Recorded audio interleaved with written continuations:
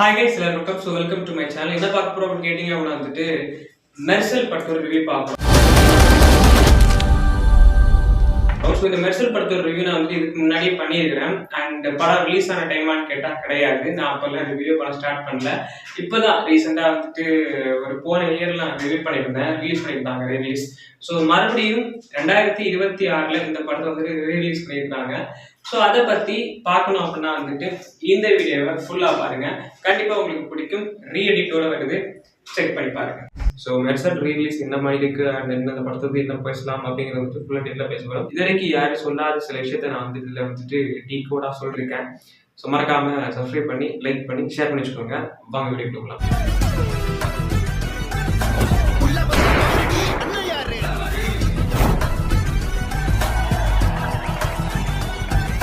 இந்த படம் பார்த்தீங்க அப்படின்னா ஒரு மெஜிஷியன், ஒரு டாக்டர், சித்தா யுனானிலாம் இல்லாமல் வந்துட்டு MBBS MD இந்த மாதிரி இருக்கிற ஒரு டாக்டர் அண்டு சாதாரணமான ஒரு மெஜிஷியனாக இல்லாமல் வந்துட்டு இந்த உலகத்திலேயே வந்துட்டு எல்லாரையும் ஆள்ற சக்தி கொண்ட அளவுக்கு ஒரு மெஜிஷியனாக இருக்கிற நம்முடைய வெற்றி மெர்சல்ல இப்படி ஒரு 2 துருவங்கள் இருக்குது. ஸோ இந்த 2 துருவங்கள் வந்துட்டு எப்படி கனெக்ட் ஆக போகுது அப்படிங்கிறது வந்து நமக்கு தெரியாது. இந்த படம் முதல் டைம் பார்க்கும்போது முதல்ல டபுள் கேரக்டரா அப்படிங்கிறது நமக்கு தெரியாது. டபுள் ரோல் நமக்கு தெரியாது.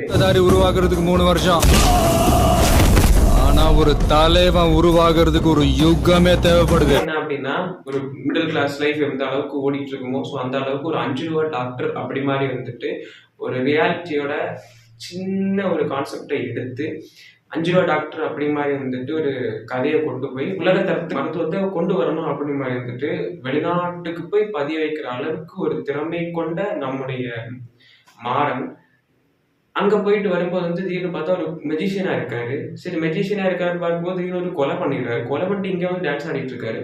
இது ஒரு கன்ஃபியூசிங்கான ஒரு ஸ்டோரி. சரி, இப்படி பண்ணிட்டு இருக்காரு. சரி, என்ன மேட்டருக்கு தெரியல. திடீர்னு பார்த்தா அவருடைய அப்பா வெற்றி மாறன் இருக்காருல்ல, ஸோ அவங்க வந்துட்டு தன்னோட ஊருக்காக ஒரு ஹாஸ்பிட்டலை கட்டி கொடுக்குறாங்க. அது ஒரு சுச்சுவேஷன் ஏற்படுது. ஸோ ஹாஸ்பிட்டல் கட்டி கொடுத்தா வந்துட்டு தன்னுடைய ஒய்ஃபுக்கே நார்மல் டெலிவரி ஆக போகிறது வந்து சிசேரியன் மூலமாக ட்ரை பண்ணி அவங்க ஒய்ஃபையும் அவங்க குழந்தையும் கொண்டுட்டு கடைசியில் வந்துட்டு அதுக்கு காரணமான டேனியல் அவரை வந்துட்டு பிடிக்க போகும்போது அவரையும் இவரை சாவடிச்சிடுறாரு. ஸோ சாவடிச்சு திரும்ப ரிவெஞ்சபிளான ஒரு ஸ்டோரி கொண்டு போவாங்க.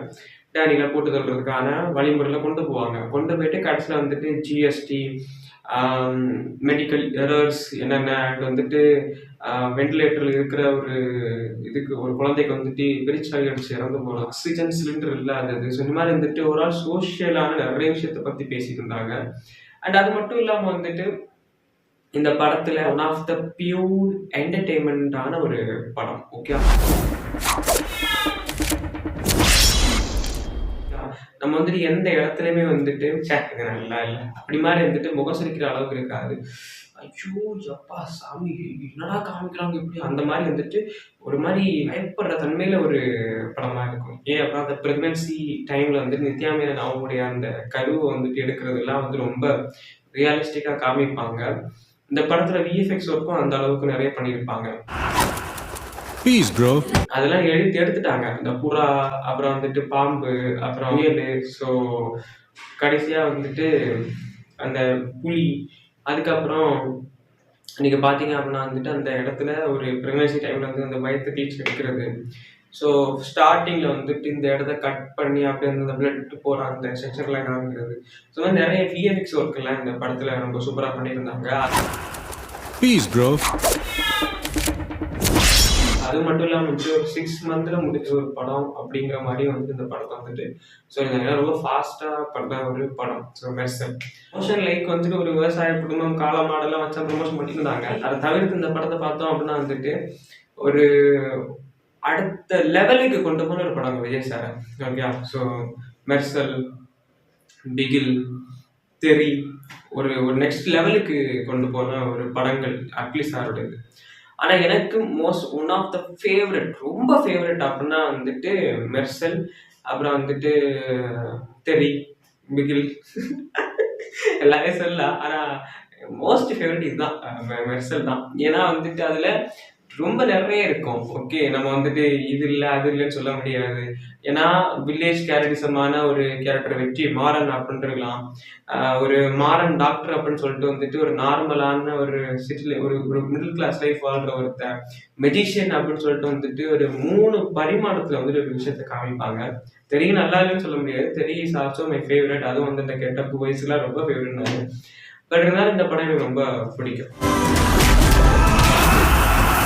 நான் வந்து போற ஏதோ ஒரு படத்தை சொல்லியிருந்தேன், தீயவருக்குள்ளே நுழைங்க நினைக்கிறேன். இந்த கொலை பண்றது வந்துட்டு ரிவெஞ்ச் எடுக்கிறாங்க, கொலை பண்றாங்க, எதுவும் பெருசா பண்ணல. அண்ட் இன்னும் ஒரு படம் அஞ்சான் படம் சொல்லியிருந்தேன். ஸோ அஞ்சான் படமும் அதே மாதிரி தான். வருவாங்க சொல்லுவாங்க போவாங்க, வருவாங்க சொல்லுவாங்க போவாங்க. அதுல வந்துட்டு ஒரு வித்தியாசமே காமிக்க மாட்டாங்க. அதான் அந்த படம் வந்து நமக்கு வந்துட்டு ஒரு இம்பாக்டா இல்லைன்னு சொல்லியிருப்பேன். ஸோ அதே மாதிரி தான். ஆனா இந்த படம் வந்துட்டு அந்த கொலை பண்ற சீக்வன்ஸ் எல்லாமே வந்துட்டு ரொம்ப சூப்பரா இருக்கும். குல்லு அந்த மாதிரி வந்துட்டு 10 நிமிஷம் எந்த அளவுக்கு முக்கியம் அப்படிங்கிறத வந்துட்டு இந்த படம் சூப்பரா காமிக்கும்.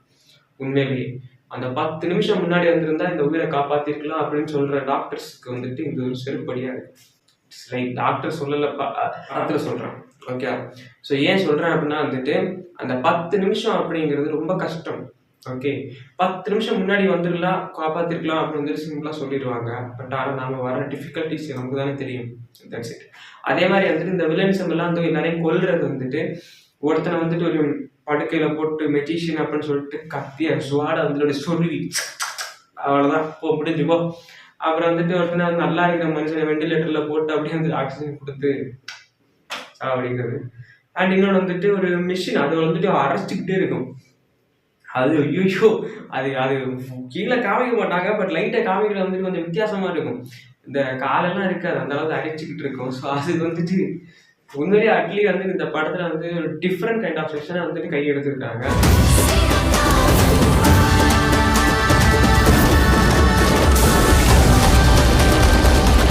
ஆனா இந்த படத்தை வந்து ஏதோ ஒரு டப்பிங் வைஸ் ஏதோ ஒன்று சொல்லியிருந்தாங்க, ஏதோ காப்பின்னு சொல்லியிருந்தாங்க. பட் ஆனால் அதெல்லாம் எனக்கு தெரியாது. நான் இந்த படத்தை பார்த்தா எனக்கு ரொம்ப பிடிச்சிருக்குது. அண்ட் வெற்றிமாறன் சைடு வந்துட்டு அந்த எமோஷனல் ரொம்ப சூப்பராக இருக்கும். அண்டு நித்யா மேனன் அவங்களுடைய அந்த லவ் பாண்டிங், அந்த பையன் நம்முடைய மாறன் ஐயா ஐயா ஐயான்னு சொல்லிட்டு இருக்கிற அந்த ஒரு செக்ஷன் சொல்லி எல்லாமே ரொம்ப அழகா இருக்கும், ரொம்ப சூப்பரா இருக்கும். மறக்காம செக் பண்ணி பாருங்க. அண்ட் வேற என்ன அப்படின்னா வந்துட்டு ஒரு டீகோடான விஷயம் சொல்றேன்னு சொன்னேன்ல, என்ன அப்படின்னு கேட்டீங்க அப்படின்னா, டேனியல் அவருடைய ஃப்ரெண்டு மூலமா வந்துட்டு நார்மல் டெலிவரி ஆக போற பையனை ஒரு சிசரியன் மூலமா எடுக்கலான்னு ட்ரை பண்ணி எடுத்துட்டு இருக்கும்போது அந்த குழந்தை இறந்ததுன்னு சொல்லிடுவாங்க. இறந்துருச்சு. அப்ப அந்த குழந்தைய வந்துட்டு ஒருத்தங்க தூக்கிட்டு கொண்டு குப்பைத்தொட்டில போட போவாங்க. ஸோ போட போயிட்டு இருக்கும்போது வந்துட்டு இங்கே வடிவேல் சாரோட கேரக்டர் இங்கே தான் இருக்கும். ஓகே, வடிவேல் சாரோட கேரக்டர் இங்கே தான் இருக்கும். அந்த மூத்த பையன் இருக்கார்ல மாறன் வந்துட்டு மண்டையில அடிபட்டு அவரை வந்துட்டு அவங்க அப்பா வந்துட்டு கோழில சுற்றி ஒரு லாரிக்கு மேலே வச்சிருவாரு. இவங்க 2 பேரும் எங்கே இருக்காங்கன்னு இந்த வடிவேல் சாருக்கு தெரியாது. ஓகே, அவர் வந்துட்டு அவருடைய டேடியில வந்துட்டு நம்ம வெற்றி மாறன் சாரை வந்துட்டு போட்டு தள்ளுறதா பார்த்துட்டு இருப்பாரு. இங்க அந்த செஷன்ல வந்துட்டு நீங்க பாத்தீங்க அப்படின்னா, நான் இதுக்கு அப்புறம் வரேன். இங்க என்ன அப்படின்னா வந்துட்டு வெற்றிமாறன் இருக்காருல்ல, ஸோ அவர் வந்துட்டு 1க்கு 2 எங்க கைகள் அப்படி மாதிரி வந்துட்டு ஓங்குன்னு சொல்லிட்டு விழுந்த உடனே அங்க வந்துட்டு தன்னுடைய மூத்த குழந்தை வெற்றி வந்துட்டு கையை தூக்கிட்டு கத்தும். நீங்க யாரெல்லாம் அதை நோட் பண்ணீங்கன்னு எனக்கு தெரியல. எங்கள் கைகள் ஓங்கும், அங்க வந்து அந்த குழந்தை கையை தூக்கிட்டு கத்தும். நல்லா நோட் பண்ணி இந்த படம் திரும்ப பாருங்கன்னா பாருங்க. வடிவேல் சாரோட அந்த ஃபிளாஷ்பேக் சொல்ல ஸ்டார்ட் முடிக்கிற டைம்லன்னு சொல்லுவாரு, என்ன அப்படின்னா வந்துட்டு உன்கிட்ட மாறன்ட்ட வந்துட்டு என்னோட வெற்றி மாறன் அண்ணாவுடைய குணத்தை நான் பார்த்தாலும் வெற்றி அவங்ககிட்ட வந்துட்டு அவருடைய கோவத்தை நான் பார்க்குறேன் அப்படின்ட்டு. ஸோ வெற்றி வந்துட்டு கோவத்தில் இருக்கிறதுக்கு காரணம் என்ன அப்படின்னா, வெற்றிமாறன் அவர் வந்துட்டு இறந்த உடனே அவர்கிட்ட போயிட்டாரு. That's it. ஓகேயா? ஏன்னா அந்த குழந்தை இறந்துருச்சு. பட் திரும்ப உயிர் பிறக்குது அப்படின்னா வந்துட்டு காரணம் அதுதானே. யாரெல்லாம் நினைச்சு பார்த்தீங்கன்னு சொல்லுங்க. ஒரு குழந்தை உருவாகிறதுக்கு 10 மாசம். குழந்தைங்க வந்துட்டு மெஜிஷியன் கிட்ட தான் போகும். மெஜிஷியன் வந்துட்டு அவரை தூக்கி வந்துட்டு ஒருத்தவங்க வந்துட்டு வேற தத்து கொடுத்துருவாங்க, இன்னொருத்தவங்க வந்து நான் இவரை வளர்த்துருப்பாரு. அப்போ அந்த டைமில் வளர்க்கும் போது தான் வந்துட்டு இந்த வடிவேல் கேரக்டரிசம் அந்த இடத்துல எங்கே போச்சு, என்ன ஆச்சு, இவர் எப்படி அந்த 2 பேரும் கனெக்ட் ஆனாரு. அண்ட் அது வந்து தெரியாது, அதை காமிக்கவும் மாட்டாங்க. அதை காமிச்சிருந்தா இன்னும் கொஞ்சம் நல்லா இருந்திருக்கும் அப்படிங்கிறது என்னுடைய ஒரு ஒப்பீனியன். ஸோ நான் சொன்ன இந்த சீன் வந்துட்டு யாரெல்லாம் வந்து நோட் பண்ணி பார்த்தீங்க அப்படிங்கிறது கண்டிப்பாக கமெண்ட்ஸில் சொல்லுங்கள். ஃப்ளாஷ்பேக்கில் ஒரு சீன் வரும் தெரியுமா, அந்த இடத்துல வந்துட்டு அந்த ஒரு இடத்த அளந்துட்டு இருப்பாங்க. அளந்துட்டு இருக்கும்போது அந்த இடத்துல வந்துட்டு ஃபேக்ட்ரி கட்ட போகிறோம் அப்படின்னு தான் சொல்லிட்டு இருப்பாங்க. பட் ஆனால் அந்த ஃபேக்ட்ரி கட்டுறத வெற்றிமாறன் சார் வந்துட்டு தடுத்து, அதுக்கப்புறம் வந்து கோவில் பணி ஆரம்பித்த உடனே அங்கே வந்து தீ விபத்து நடக்கும். ஸோ அதுக்கு காரணம் டேனியல். அப்படி டேனியல் தீ விபத்து பண்ணதுக்கப்புறம் வந்துட்டு அவர் வந்து இந்த ஒரு வெற்றிமாறன் சாரை அடிச்சு போட்டு அவங்க சொல்லிட்டு இருப்பாரு, நான் வந்துட்டு இந்த இடத்துல எனக்கு பிளானே இல்லை உங்களெல்லாம் சாவடிக்கிறதுக்கு, பட் நீ என்னோட தான் வந்தது அப்படின்னு சொல்லுவாரு. அட் த சேம் டைம் இந்த இடத்துல வந்துட்டு அந்த ஆட்கள் வந்துட்டு வாங்கி நான் வந்து ஹாஸ்பிட்டல் தான் இருந்தேன், பட் நீயே வந்து ஹாஸ்பிட்டல் கட்டி என்ன கொடுப்பேன்னு நான் நினைச்சே பார்க்கல அப்படின்னு சொல்லியிருப்பாரு. ஆனா அங்க வர்றவங்க ஃபேக்டரி கிட்ட தான் வருவாங்க. அது எப்படி வந்து அந்த இடத்துல கனெக்ட் ஆகும் அப்படிங்கிறது எனக்கு தெரியவே இல்லை. ஸோ இந்த மாதிரி 2 விஷயங்கள் வந்துட்டு எனக்கு மண்டையில 3 விஷயம் வந்து என் மண்டைக்குள்ள உருட்டிக்கிட்டே இருந்துச்சு. மாறன் சார் வந்துட்டு ஒரு நார்மல் கேரக்டர். அவர் வந்துட்டு இந்த இதெல்லாம் பண்ண மாட்டாரு. அப்படி இருக்கிற இவர் வந்துட்டு வேட்டி சட்டை போட்டுக்கிட்டு வெளிநாட்டுல போயிட்டு அங்கிருந்து இறங்கி அங்க போகும்போது லைக் என்ன அப்படின்னா அவரோட பாஸ்போர்ட் எடுத்து காமிச்சு சொல்லுவாங்க. அப்போ அவர் ஒன்று பண்ணுவார், எல்லாரும் பயப்படுவாங்க. ஸோ இட்ஸ் விஷயம் தான் அப்படி பண்ணுவார். அப்போ இவர் எப்படி அது எப்படி எனக்கு ஒன்றுமே புரியல. ஏன்னா வெற்றியும் வந்துட்டு அதே வேட்டியை வந்துட்டு அப்படி தூக்கி போடுற மாதிரி இருக்கும், அவர் வந்துட்டு போவார். ஸோ எப்படி வந்துட்டு நிறைய டவுட் இருக்குது இந்த 2 பேரும் ஸ்வாப்பாக வந்துட்டு போகிறதுக்கு. ஸோ அதெல்லாம் என்ன அப்படிங்கிறது வந்துட்டு இந்த படத்தை பார்த்து நல்லா இன்னும் அலசினா தான் புரியும். ஸோ நீங்கள் இந்த படத்தை பார்த்து உங்களுக்கு என்ன தோணுது அப்படிங்கிறது வந்துட்டு கண்டிப்பாக கமெண்ட்ஸில் சொல்லுங்கள். என்ன கேட்டிங்க அப்படின்னா வந்துட்டு நல்லா இருக்குது, சூப்பராக இருக்குது, பட் இன்னும் கொஞ்சம் கூட வந்துட்டு இம்ப்ரவைஸ் பண்ணியிருக்கணும் அப்படின்னா வந்துட்டு எனக்கு செருப்பாக அடிப்பாங்க. சூப்பரான ஒரு படம், பக்காவான ஒரு படம், தரமான ஒரு படம். கண்டிப்பாக தியேட்டரில் வருது, கண்டிப்பாக செக் பண்ணி பாருங்கள். மெயின் சந்திகளை நான் உங்கள் மாஸ்டர் எஸ்கே.